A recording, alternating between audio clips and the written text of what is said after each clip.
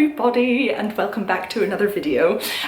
It feels very strange to be in front of a camera again, but I have a beautiful sunny day to film with, which is wonderful and is going to do many interesting things to the lighting of this video, I'm sure. And I'm here with my coffee, all ready to answer many of your burning questions. One sec. Now, if you haven't seen the video I posted about a month ago, don't worry about it. It was literally a premise to this video explaining what questions I'm answering and why. So I'll give a bit of background. Basically, over the last 8 years that I've been filming YouTube videos, I've received a plethora of lovely emails and tweets and Facebook messages from many of you with burning questions about the audition season, and I thought it would be a really good idea to accumulate all of those questions and put them into a video so that you can be helped during this very stressful time of year. I also really wanted the chance to say thank you so much for all of the support you've given me over the last few years. With every email and message that I get, there's always a sentence saying how grateful you are for these videos, how thankful you are that I can help you, and it really means a lot because I've been through this process and I know how stressful it can be and how much energy it takes, and I'm really thankful that some of my inspiration and experiences have helped you along the way, so thank you so much for that. So the first question is, what do the panel want to hear? And this is a question I get asked a lot of the time, especially when it pertains to repertoire. Now, every single institution should have a basic outline of what they want in the audition. I believe RCM asked for 3 contrasting songs, one of which must be an aria. Now, right off the bat, I can honestly say, do not bring pop music. And I get asked this a lot. They do not want to hear pop music. Even if you think it suits you perfectly well, they'll just deem it inappropriate and they won't want to hear it. Now, if the degree you're applying for includes pop music in the syllabus, that's a different thing. But right now I'm talking about classical degrees and opera degrees. So they'll be looking for English art song, American art song, French melody, German lieder, something like that. And with arias, just a simple opera aria or an oratorio aria works really well. When it comes to the more abstract sense, the panel want to hear you. They want to hear your story, they want to be communicated to, they want to get lost in your presentation, they want to enjoy your performance. So enjoy your performance and pick some music that you connect with, that tells a story to you, that you are inspired by. I can almost guarantee they will have heard your song a million times before, possibly several times that day. That does happen. So if you sing with integrity and truth and belief in what you're singing, then it'll be your own individual performance and it'll be the best you possibly can be. Does a school want professional level or someone with more room for improvement? Now this is quite a tough question. Every institution is different, every individual is different, and everyone's journey is different. As singers, we're never a finished product. We're always learning, we're always growing. In my experience, the institution wants a bit of both, and it's best to hold yourself to professional level at all times. And this really means knowing yourself, having integrity in your work, taking yourself seriously, knowing what suits your voice, knowing what music you want to explore, knowing what areas of your voice need improving, and also what you want from the degree. And knowing all of this will give everyone a really good impression of you. Also, side note, don't ever be late. I know that goes without saying, but it's constantly mentioned as something that really does not show you well, and I promise you, everyone will notice when you're late, even if it's just by a couple of minutes. Am I good enough? I can't measure against someone else. Is my rep hard enough? Is my range high or low enough? This is quite a difficult question, but the reason I really wanted to include it and answer it as best I possibly could was because I think it's something that every singer wonders at some point, especially when you're at the start of your career or the start of higher education.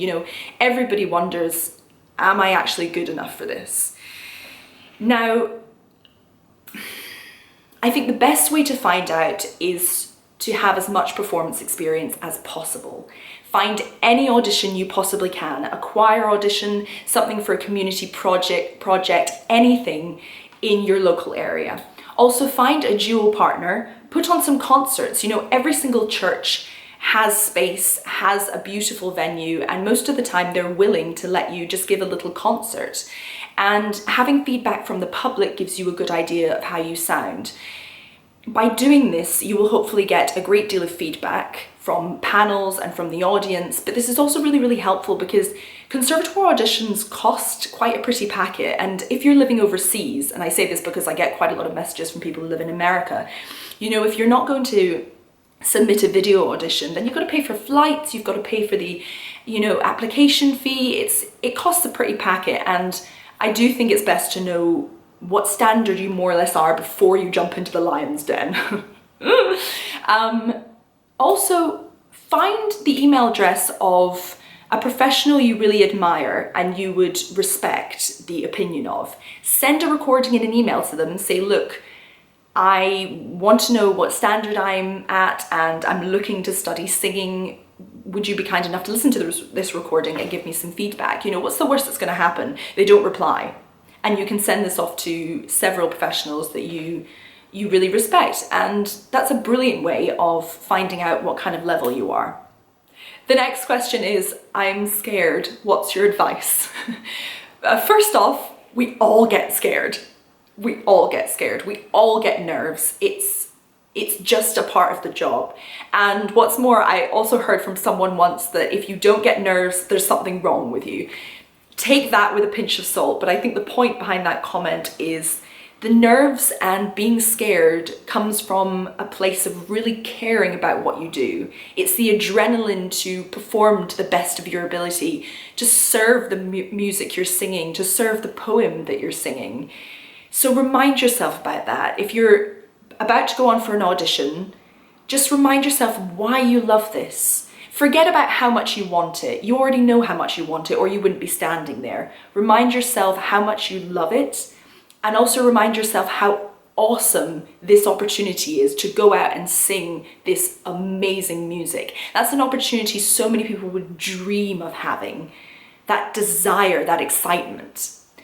In a more practical sense, don't have too much coffee or tea with caffeine in before you sing, because that does make a difference. But also a very cheesy thing that I do, that I'm sure many people do, and does actually help, is if you feel your heart beats really, really fast and you're starting to shake a little bit, breathe in for 4, hold for 4, and breathe out for 4. Yes, that's it. But honest to goodness, it's been proven to slow down your heartbeat and will relax you.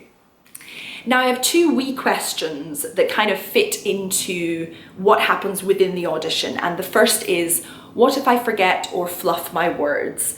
And this is something everyone worries about at some point. If you're incredibly prepared, you should be absolutely fine. Repeat the poem, repeat it when you're outside. Know what every word means, know what the sentence means, know what the context means. An amazing, actually it was Bernarda Fink in one of my feedback sessions for a competition I did, who said, take the poem that you have on a piece of paper and scrunch it up, put it in your pocket, take it with you, unravel it in a park, read it again, fold it up, put it somewhere, and just have the poem as an object in your hands. And it'll be really unlikely in the performance if you actually forget your words having done that. If you do, and you have a memory slip, it happens to the best of us. The panel already know you're a little bit nervous, and it happens, and I really wouldn't overthink it. The second wee question is to do with sight singing, and I get asked about this a lot, usually in the form of, I suck at sight singing, I'm really bad at sight singing, how do I practice sight singing, how much of the audition is sight singing, help, what do I do? And nobody likes doing sight singing, particularly if it's an exercise, but I really wouldn't worry about it too much. I think the reason they put it into the exam is so that they know you can read music, because there's so many people who can sing classical music and opera and can't actually read music. The way to practice it is to do a little bit a day. It's like a language, it's like the piano. If you stop doing it, your ability decreases quite rapidly. Find a book of songs. Find a book of songs, practice doing one song every single day, maybe more every day if you're really worrying about it. And if you have a friend or a family member, get them to play intervals on the piano and see if you can tell them what interval it is, and this will train your ear even better. If you know solfege, that's also really helpful. Movable do or unmovable do both help.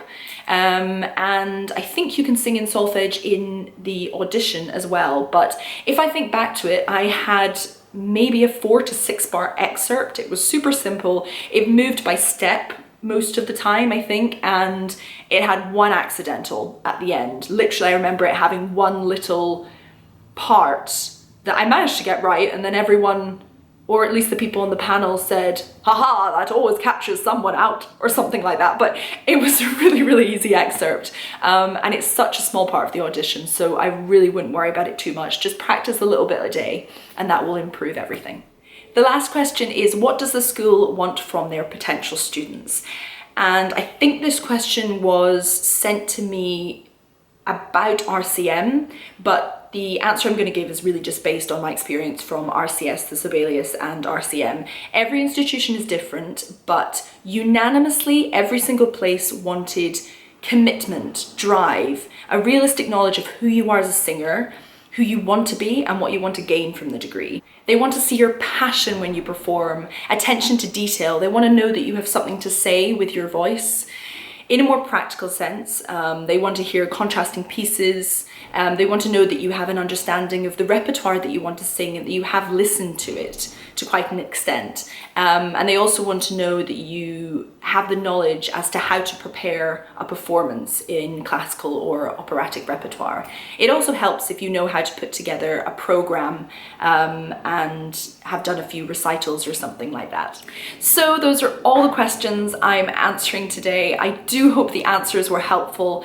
From the list that I received, I felt as if these were the most relevant for before the auditions. But I did receive a lot of questions about stuff to think about after the auditions and in the aftermath, so I'm going to do a part 2 to this video that probably will be up maybe late December or January. I need to find out when people start getting their responses. But in the meantime, if you have any more questions, please do check out my other videos, because I do have a lot of other questions that are answered, and those I'll either pop them around here or pop them in the description box, and you know where to find me if you need to know anything. Thank you so much for watching. It's been so nice doing another video, and I'll see you all very soon. Mwah!